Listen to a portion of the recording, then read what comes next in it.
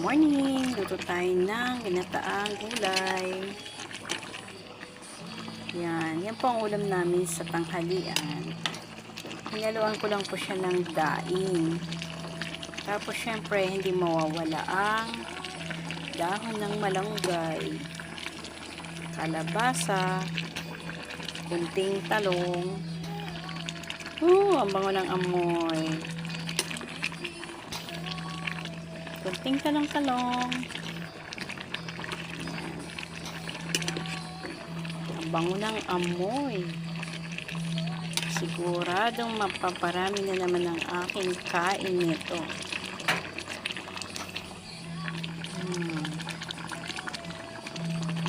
Yan.